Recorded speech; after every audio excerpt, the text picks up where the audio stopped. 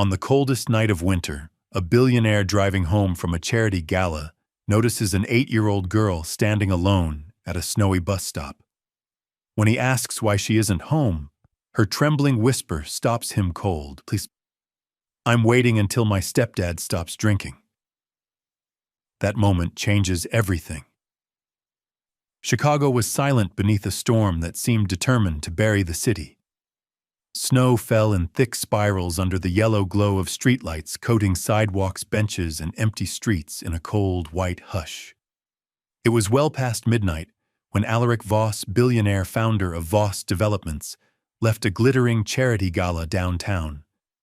The evening had been full of cameras, champagne, and polished speeches about compassion. Yet none of it had meant anything to him. His black sedan moved slowly through the storm when something unusual caught his eye at an intersection. A small shape. Too small. Alaric leaned forward slightly. "Stop the car." The driver slowed.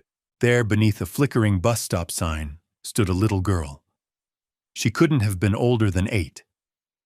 Her coat was thin, the fabric worn and faded, clearly not meant for a night like this. Snow clung to her blonde hair and gathered along her eyelashes. Her tiny hands were buried deep in the sleeves, but even from the car, Alaric could see they were trembling. What struck him most wasn't that she was cold. It was that she was completely still. Children lost in the night usually cry, run, or panic. This girl simply waited. Alaric stepped out into the freezing wind and approached slowly so he wouldn't scare her. "Hey there," he said gently. The girl lifted her head. Her eyes were large and gray, the kind of eyes that looked older than childhood should allow. "Where are your parents?" he asked. She hesitated. Snow fell between them. "I'm not waiting for them," she whispered. Alaric frowned slightly. "Then what are you waiting for?" The girl looked down at the snowy pavement again. "For morning." The answer made the cold feel sharper. "Why not go home?" For the first time, fear flickered across her small face. "I know where home is," she said quietly. Her voice dropped even lower. "I just can't go back there tonight." Alaric removed his heavy wool coat and carefully placed it around the girl's shoulders. She flinched. The reaction was small, almost invisible, but it told him something important. Someone had taught her to expect hands to hurt. "It's okay," he said softly. "You're safe." The girl held the coat tightly around herself, but still kept a cautious distance. "What's your name?" he asked. "Maisie." "Maisie what?" "Maisie Rowan." She said it like she had practiced answering strangers before. "How old are you, 8?" Alaric glanced down the empty street. No cars, no parents searching, no police. Just snow. "Maisie, it's freezing out here. Are you waiting for the bus?" She shook her head. "There aren't buses this late." "Then why stay here?" Maisie looked at the glowing streetlight above them. Her voice came out barely louder than the wind. "Because people can see you here." Alaric felt something tighten in his chest. If something bad happens at a bus stop, she continued slowly, someone usually notices. The sentence hung in the air. He crouched down slightly to meet her eyes. "What happened at home tonight?" She didn't answer right away. Instead, she rubbed her hands together inside the sleeves of his coat. Finally, she whispered, "My stepdad's drinking again." Alaric waited. Maisie continued, carefully choosing each word as if it might explode. "When he drinks, he gets angry." "How angry?" The girl looked away. "He shouts at Mom." A pause. "Sometimes he bangs on my door." Another pause. "And sometimes he grabs too hard." Her voice trembled now. "So when he drinks a lot, I just wait outside until he falls asleep." Snow landed on her hair. She didn't wipe it away. Alaric felt a slow wave of anger building beneath his calm expression. "What about your mom?" he asked. "She told me to use the back stairs tonight," Maisie said quietly. She said it would be safer. For a moment, neither of them spoke. The storm continued falling around the silent bus stop. Alaric Voss had built an empire worth billions. Entire neighborhoods carried his company's name. Politicians returned his calls within minutes. Yet standing in front of this shivering child, all that power suddenly felt strangely useless. "Maisie," he said gently, "do you trust me?" The girl studied his face carefully. Children who grow up around danger learn to read adults very quickly. After a long moment, she nodded slightly. "Good," Alaric said, "because you shouldn't have to wait in the cold for the night to pass." He gestured toward the car parked at the curb. "My office building is close. It's warm. We have food blankets and people who help kids when things get scary." Maisie hesitated. Her fingers tightened around the coat. "If my stepdad wakes up and I'm gone, he'll be mad at Mom." Alaric's expression hardened slightly. "That won't happen," he said calmly. "You're not in trouble." Still, she didn't move. Children from safe homes obey quickly. Children from dangerous homes calculate every decision. "Will you call the police?" she asked nervously. "Not unless you want me to. Will you call my stepdad?" "No." Her shoulders finally relaxed a little. "Okay," she whispered. Alaric opened the car door and helped her climb inside. The warmth from the heater filled the quiet cabin. For the first time that night, Maisie's small body stopped shaking. As the car pulled away from the bus stop, she looked out the window at the swirling snow. "Mr. Voss, yes. Thank you for stopping." Alaric followed her gaze toward the empty street disappearing behind them. He realized something then.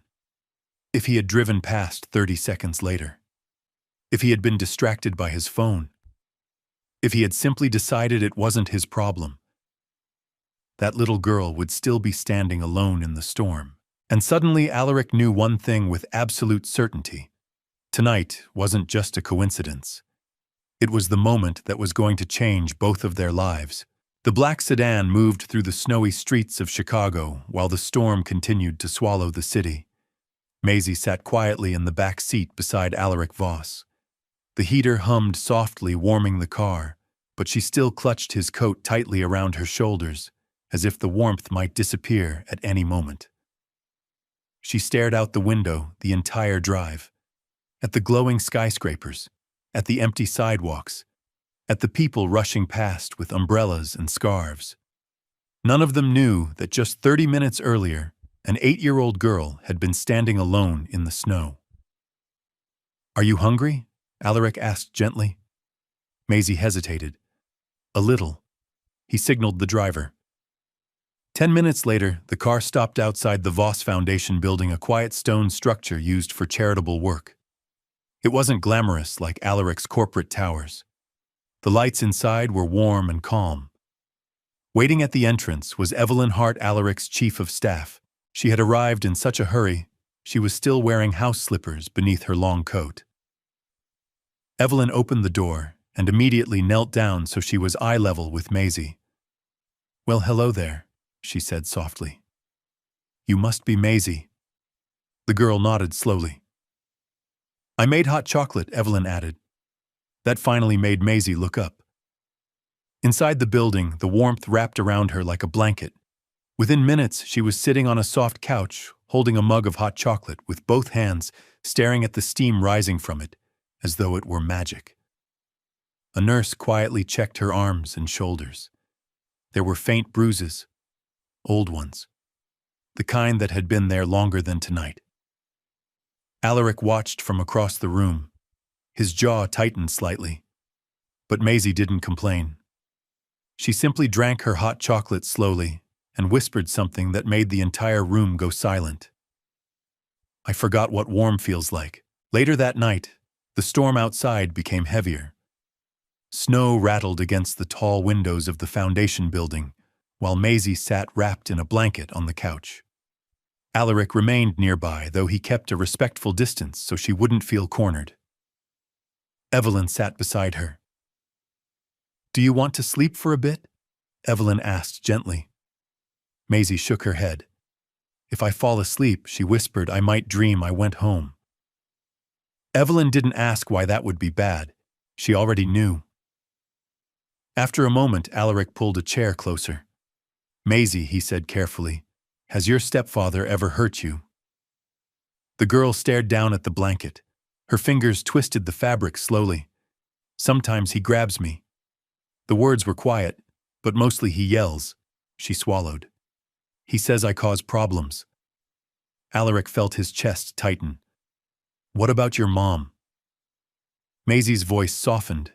She tries to stop him, but she gets scared too. The girl's eyes drifted toward the window.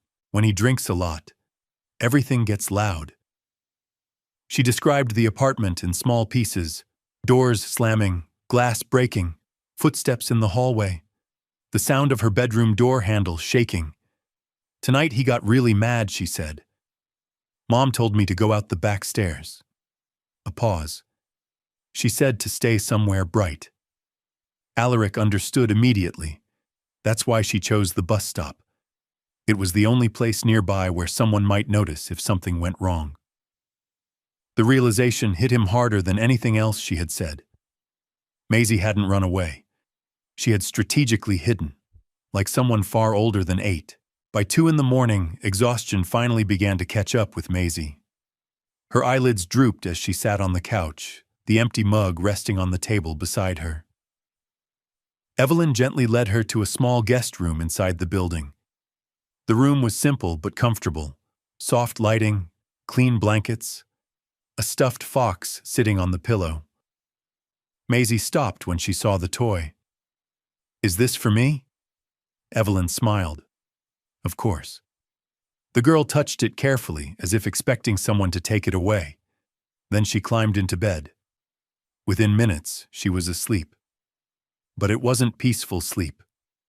Her small hands clutched the blanket tightly, and once or twice she murmured something under her breath. Alaric stood quietly in the doorway. For a long time he didn't move. Evelyn joined him in the hall. "She's been living like this for a while," Evelyn said softly. Alaric nodded. "I know." Outside, snow continued to fall across the sleeping city.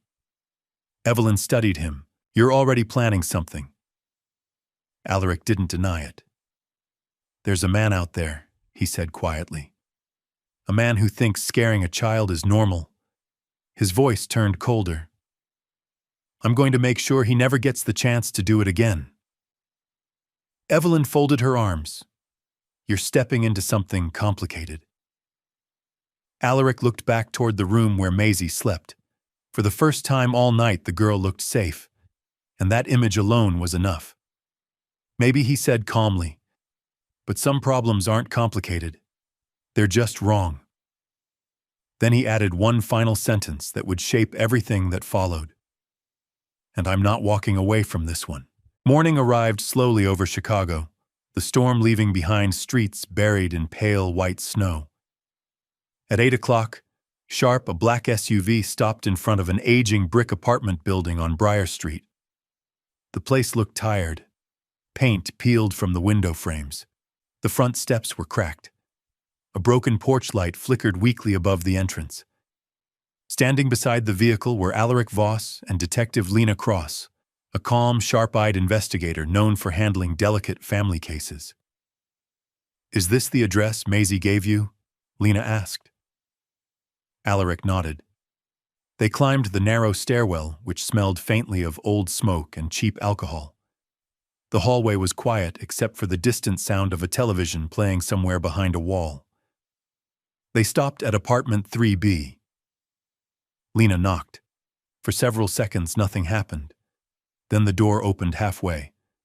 A tired woman stood there, her brown hair messy, her eyes swollen from lack of sleep. "Celeste Rowan," Lena asked gently. The woman nodded. "I'm Detective Cross. This is Mr. Alaric Voss. We found your daughter last night." The moment Celeste heard the word daughter, her entire face collapsed with relief. "Maisie, is she okay?" "She's safe," Lena replied. Tears instantly filled Celeste's eyes. Before she could say anything else, a voice came from deeper inside the apartment. "Who's at the door?" Heavy footsteps approached. A tall man appeared behind Celeste. His hair was messy, his shirt wrinkled, and the sharp smell of alcohol filled the hallway. This was Gideon Rowan, Maisie's stepfather. His eyes moved slowly between Lena Alaric and Celeste. Then his expression hardened. "What's this about?" he said coldly. The air inside the apartment felt tense. Gideon leaned against the doorway, clearly irritated that strangers were standing in his hall. "My stepdaughter ran off again," he said with a dismissive snort.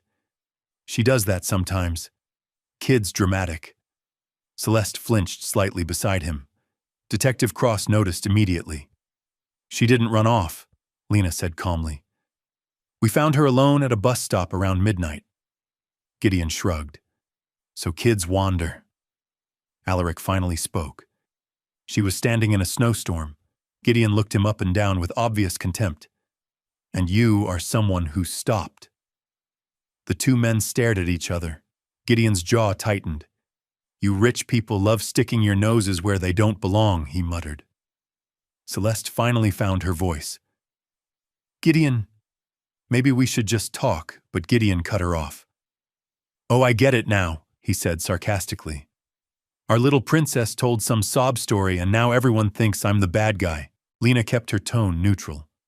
"Maisie said you were drinking last night." Gideon laughed loudly. "So what? It's my house." The smell of alcohol still hung in the air. Celeste's hands trembled slightly. Alaric noticed the movement. He also noticed the broken lamp on the floor behind them and a small dent in the kitchen wall. Tiny clues. Small pieces of a much larger truth. "You scared her," Alaric said quietly. Gideon's eyes flashed. "Kids get scared of everything." He stepped closer. Maybe she should stop acting like a spoiled little problem. That was when Celeste suddenly spoke, her voice shaking. "She's not the problem." The room fell silent. Even Gideon looked surprised. Celeste stood frozen for a moment after the words left her mouth. It was clear she hadn't planned to say them. But now they were out. Gideon slowly turned toward her. "What did you just say?" Celeste swallowed hard. "I said, Maisie isn't the problem." His face darkened. "You going to embarrass me in front of strangers now?" Detective Cross stepped slightly between them. "Mr. Rowan, I need to ask you a few questions." Gideon scoffed. "This is ridiculous." But Lena remained calm. "Did you threaten your stepdaughter last night?" "No." "Did you bang on her bedroom door?" "No." "Did you throw the lamp in the living room?" Gideon glanced briefly at the broken lamp on the floor. That thing was already loose. The excuses came too quickly. Meanwhile, Celeste's breathing became uneven. Finally, she whispered something barely audible. "He gets angry when he drinks." The room froze. Gideon turned toward her again. "Celeste." The way he said her name carried a warning, but Celeste didn't stop this time. "She was scared last night," she said quietly. "She didn't run away. She was hiding." Alaric felt a deep wave of anger rise inside him. Not loud anger, not reckless anger. The cold, controlled anger of a man used to solving problems permanently. Detective Cross closed her notebook slowly. "Mr. Rowan," she said, "for now, your daughter will remain somewhere safe while we investigate." Gideon's face twisted. "You can't take my kid." From the hallway, Alaric spoke one final sentence. "You already drove her out into a snowstorm." The silence that followed felt heavier than the winter outside. Because for the first time, Gideon Rowan realized something. Someone powerful had finally seen what was happening inside his house. And this time, no one was looking away. The hallway outside apartment 3B felt colder than the Chicago winter outside. Gideon Rowan stood stiffly in the doorway, his jaw tight, his eyes burning with a mix of anger and humiliation. Detective Lena Cross had already explained the situation. Until the investigation was complete, Maisie Rowan would remain under protective supervision. Gideon didn't take the news well. "You can't just take a kid away from her family," he snapped. Celeste stood behind him, pale and silent. Lena remained calm. This is temporary. We simply need to ensure the child is safe.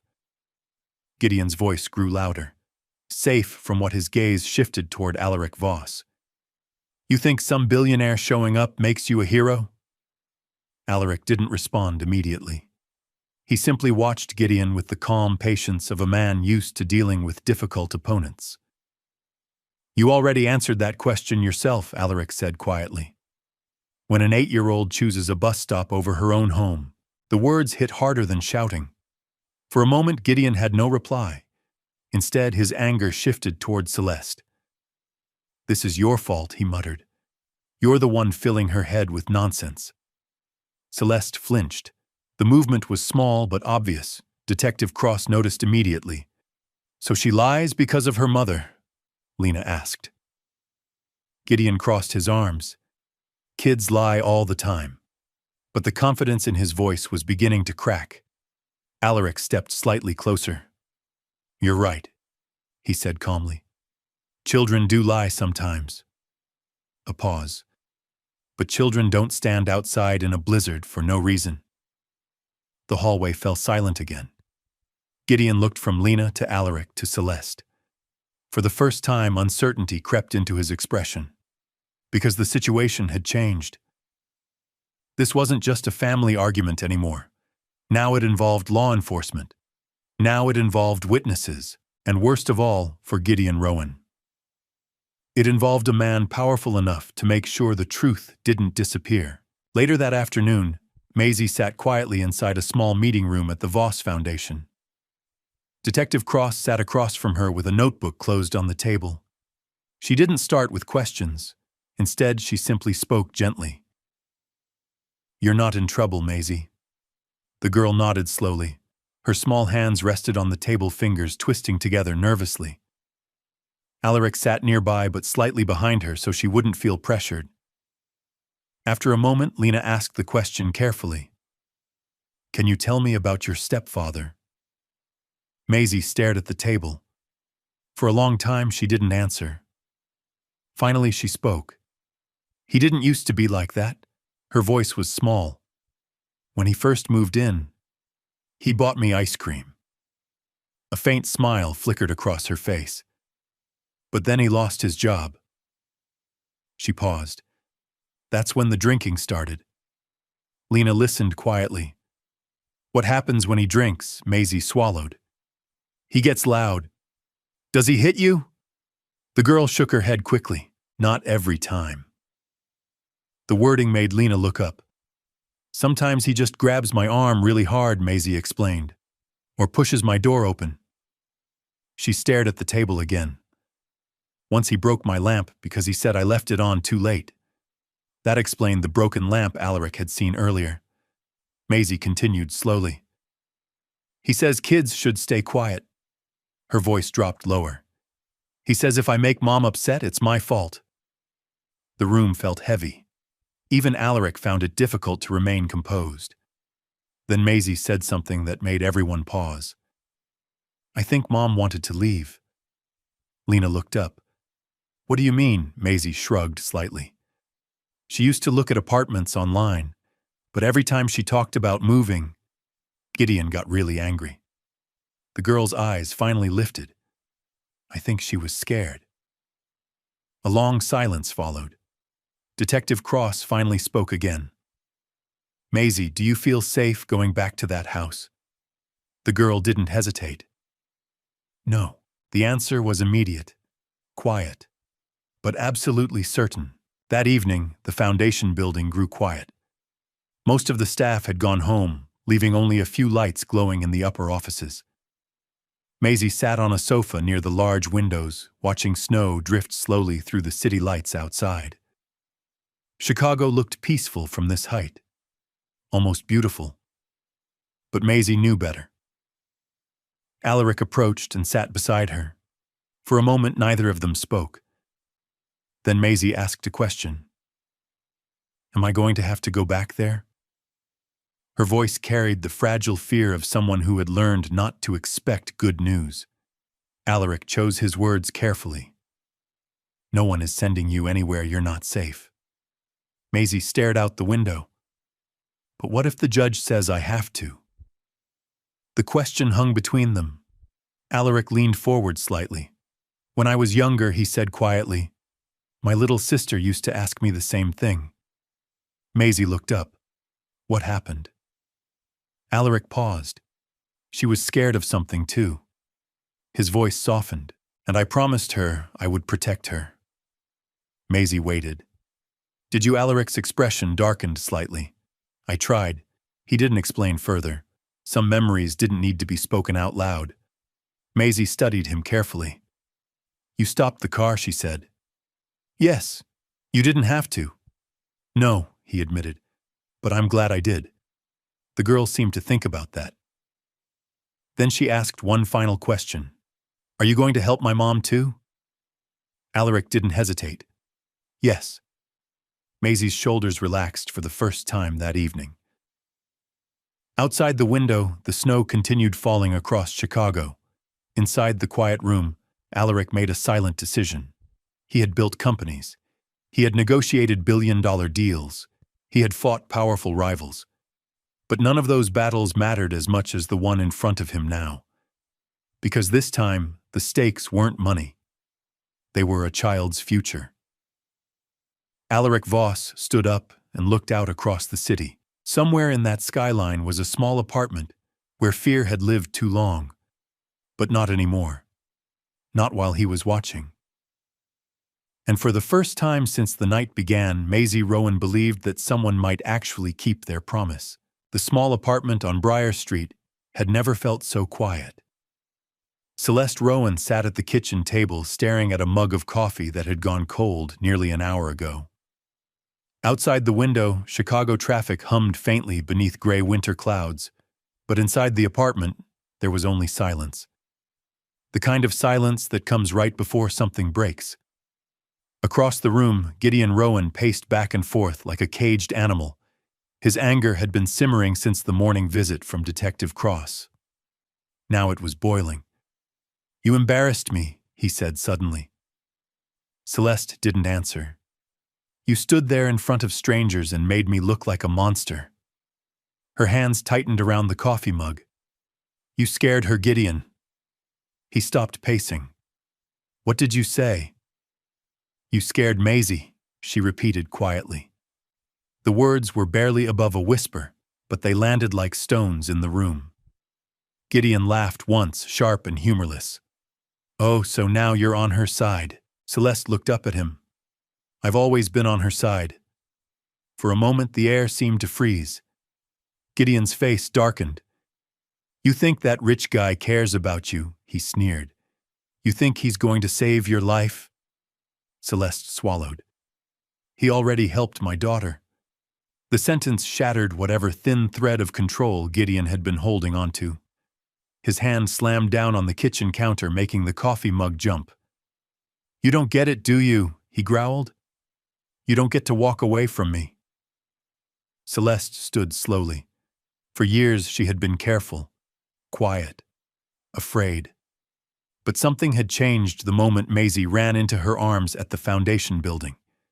Fear had finally been replaced by something stronger. No, she said softly. You don't get to control us anymore. The silence that followed felt dangerous. Gideon stepped forward. For a moment, Celeste thought he might hit her. Instead, he grabbed his coat violently and stormed toward the door. This isn't over, he snapped.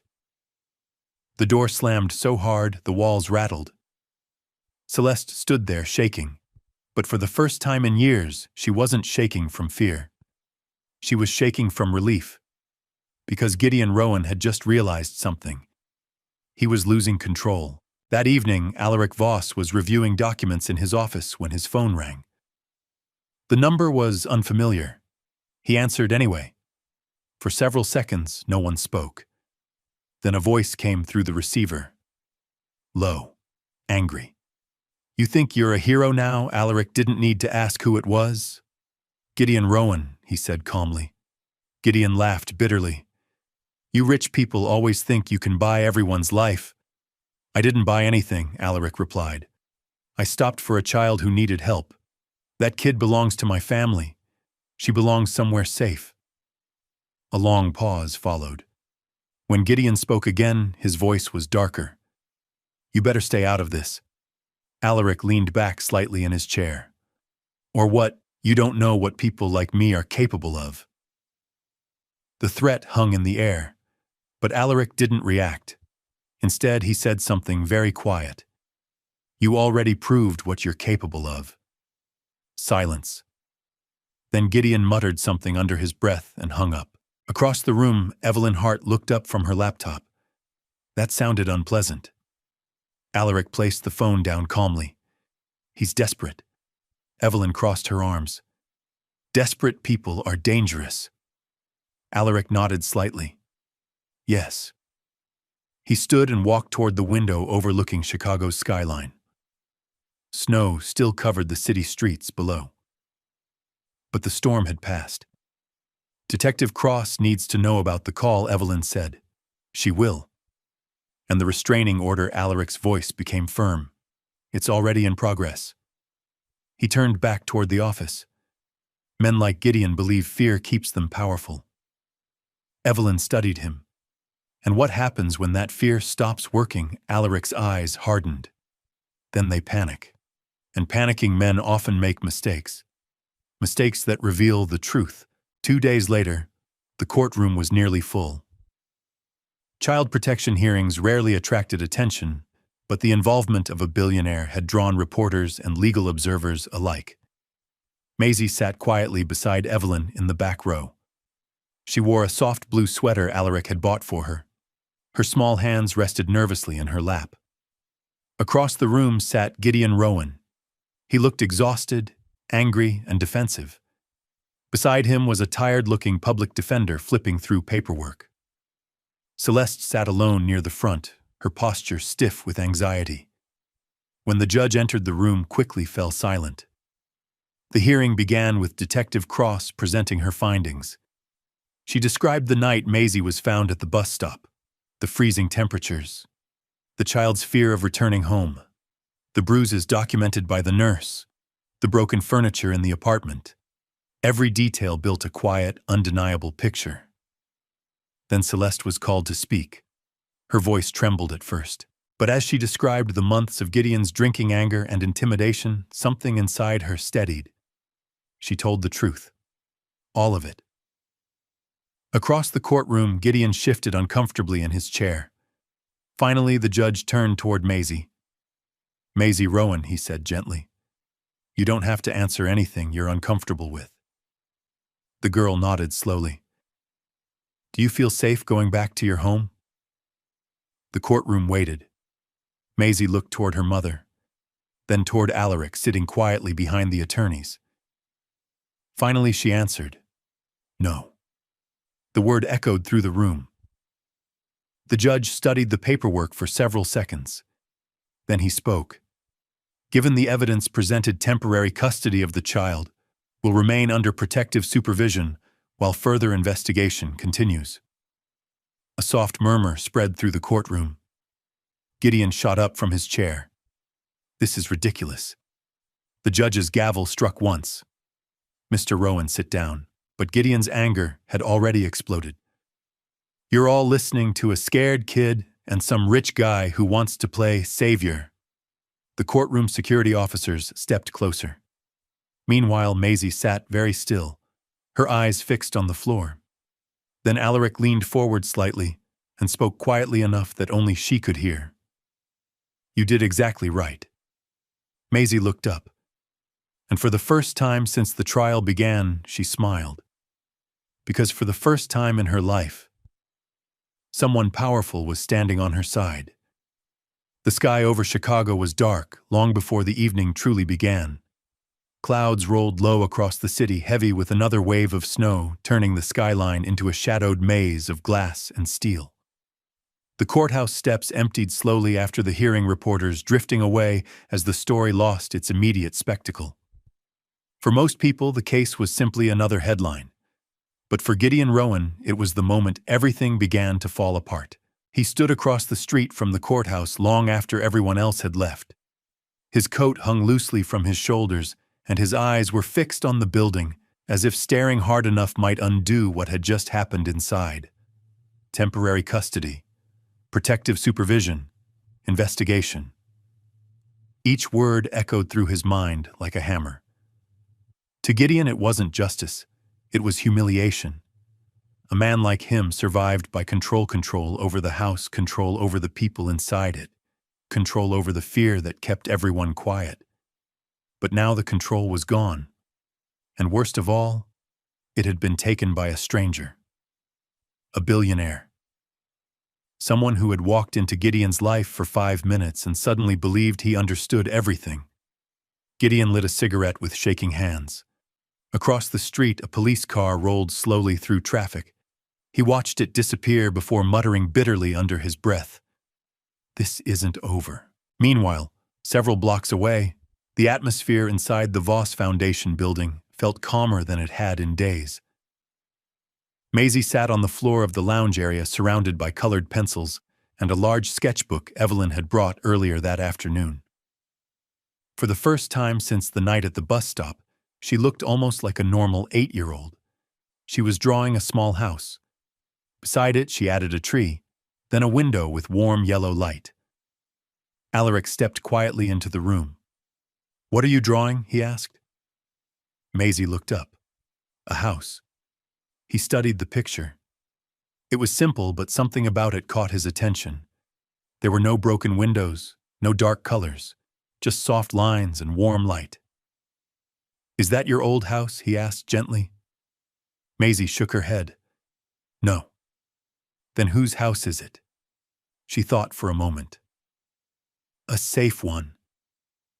The answer settled into the room like a quiet promise. Alaric crouched beside her. "Do you want to live in a place like that someday?" Maisie nodded slowly. "Yes." Then she asked something that caught him off guard.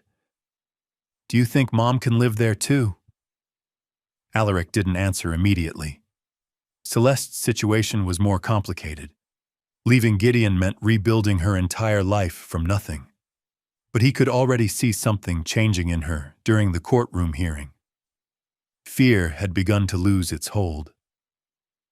"I think your mom is stronger than she believes," he said finally. Maisie seemed satisfied with that. She returned to her drawing, carefully coloring the window with a bright yellow pencil. Across the room, Evelyn watched quietly. "You're getting attached," she said softly once Maisie wasn't listening. Alaric didn't deny it. She deserves stability. Evelyn gave him a knowing look. "That's not what I meant." He exhaled slowly. "I stopped my car because a child was freezing in a snowstorm." "Yes." And now Alaric glanced toward Maisie. She was humming quietly to herself while drawing. For the first time in years, he said something I'm doing actually matters.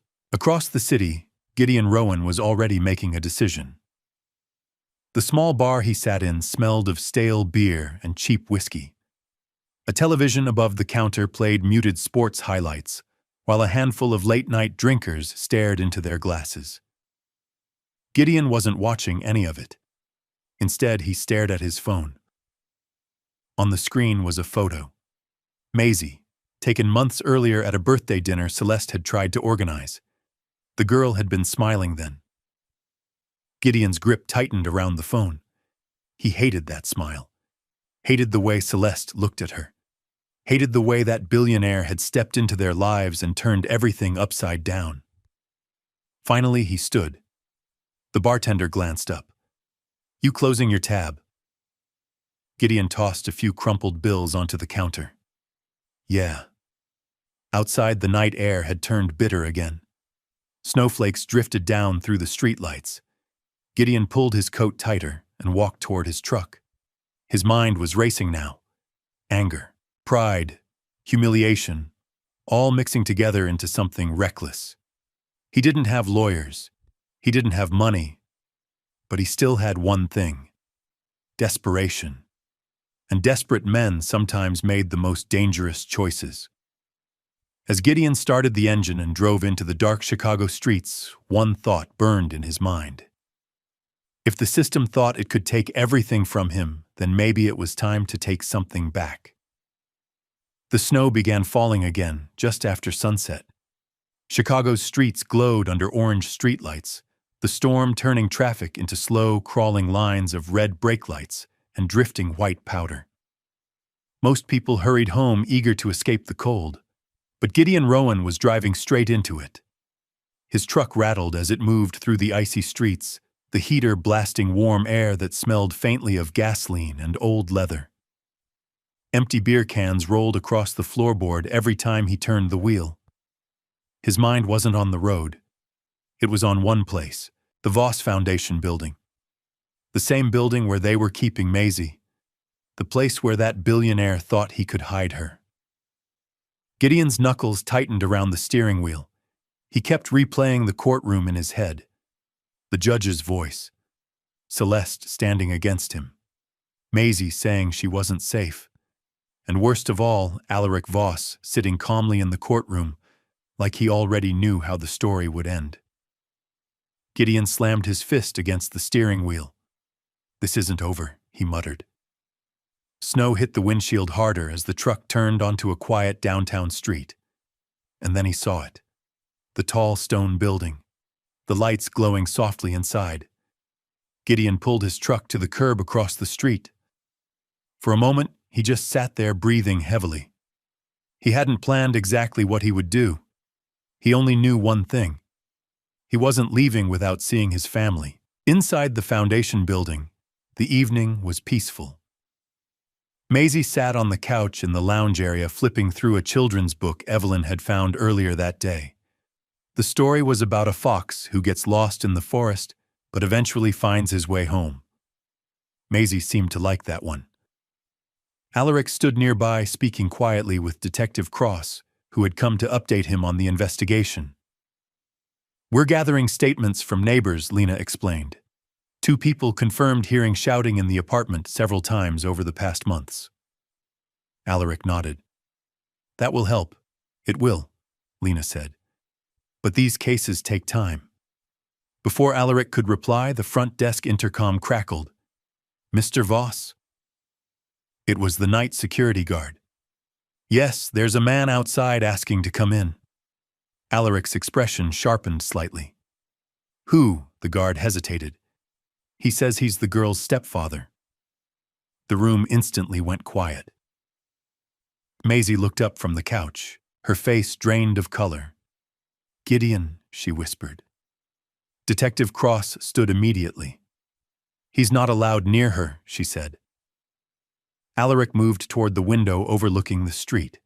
Below, a figure stood near the entrance doors, pacing back and forth in the falling snow. Even from several floors above, Alaric recognized the posture instantly. Angry, restless, unstable, Gideon Rowan. Lena was already reaching for her phone. "I'm calling backup." But before she finished dialing, the security guard's voice came through the intercom again.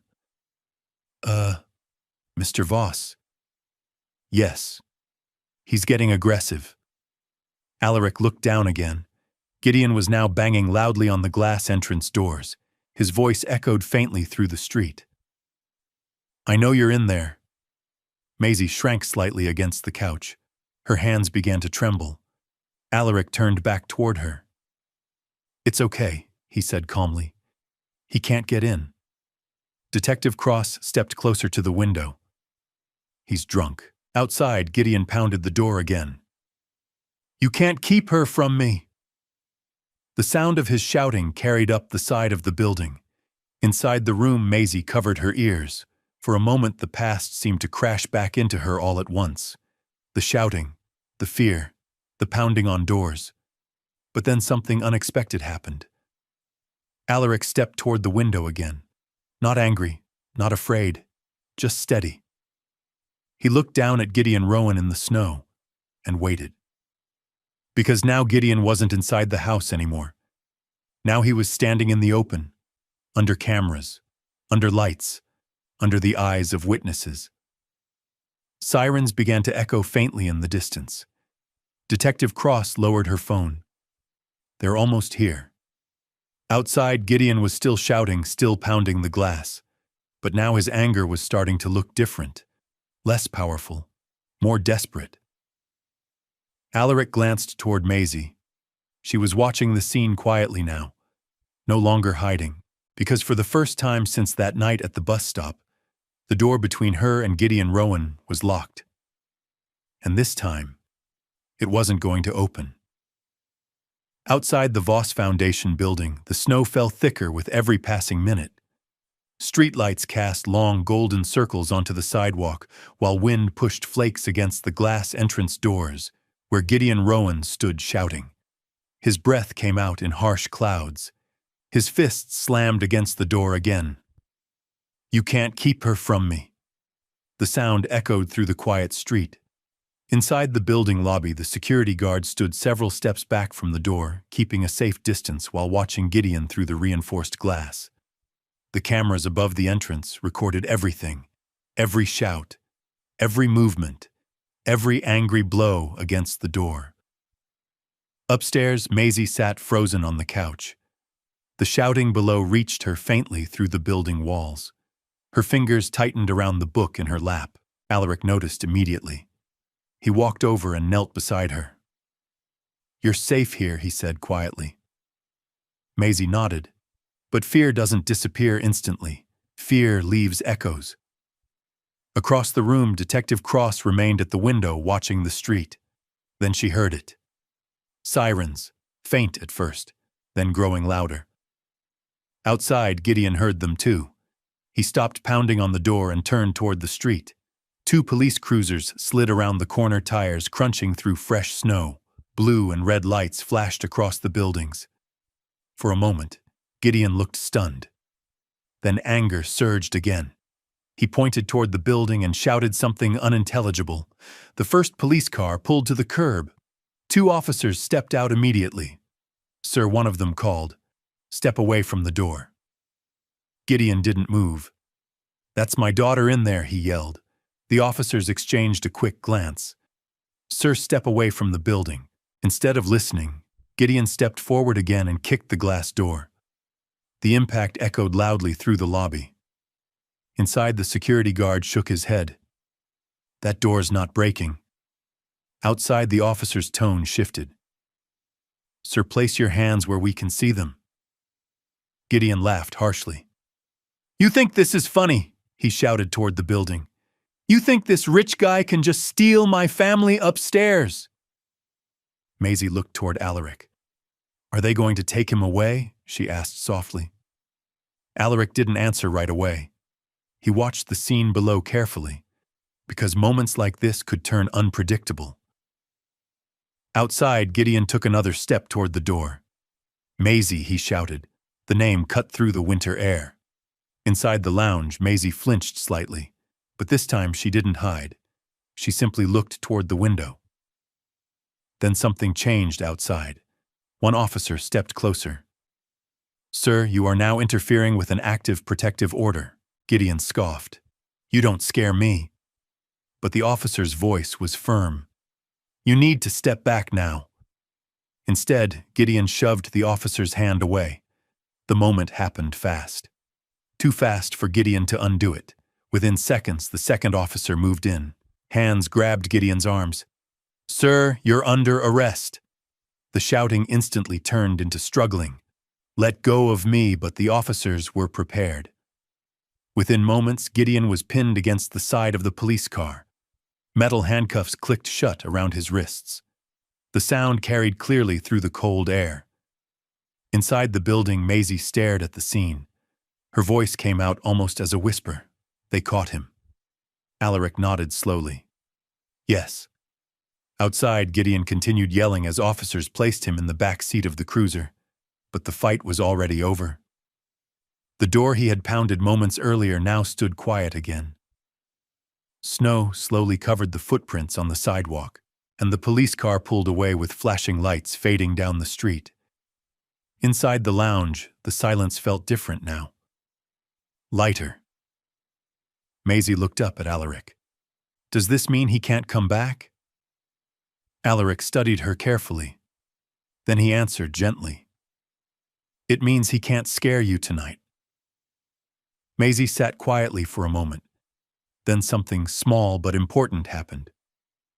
For the first time since the story began, she leaned back against the couch and relaxed. The tight fear in her shoulders slowly faded. Outside the window, snow continued falling across the city. But inside the building, the storm had finally begun to pass. Because sometimes safety doesn't arrive in a loud, heroic moment. Sometimes it arrives quietly, with the sound of a door that finally stays closed. The next morning, Chicago looked different. Sunlight reflected softly across the snow-covered streets, turning the city bright and quiet after the long, stormy night. Inside the Voss Foundation building, the atmosphere felt calmer than it had in days. Maisie woke slowly beneath the warm blankets of the small guest room.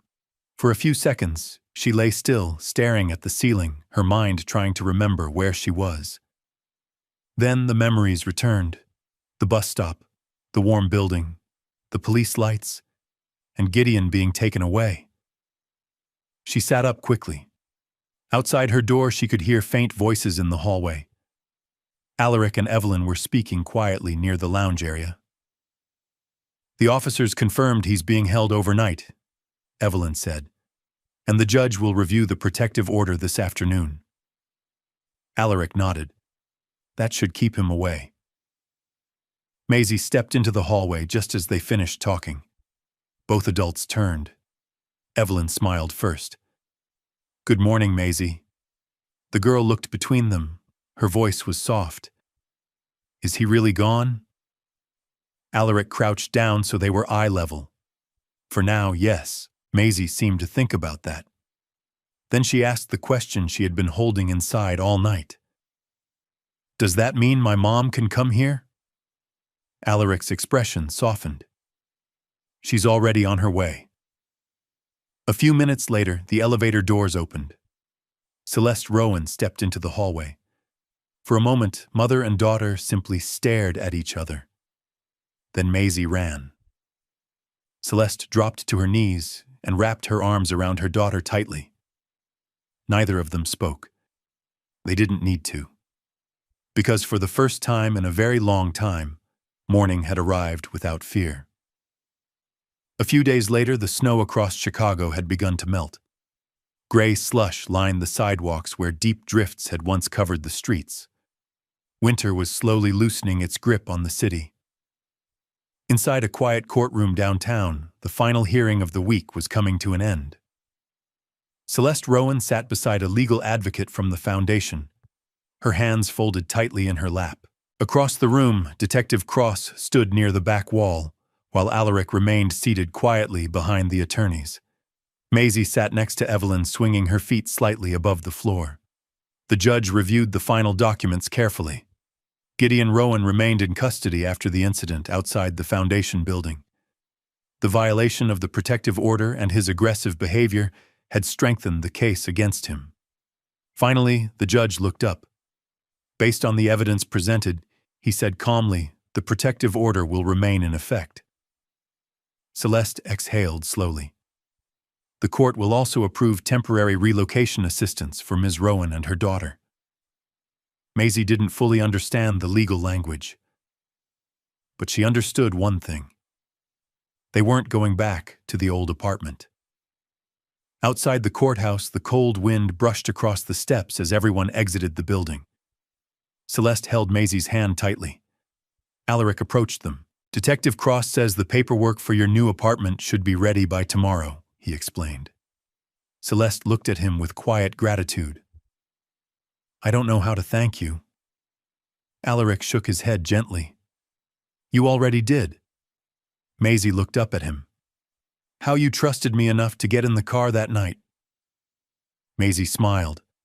And for the first time since the night at the bus stop, the future didn't feel frightening anymore. Because sometimes a single moment of kindness opens a door that changes everything. 3 months later, spring had finally arrived in Chicago. The last traces of snow had disappeared, replaced by fresh green leaves and warm sunlight spilling across the quiet streets of a small residential neighborhood on the north side of the city.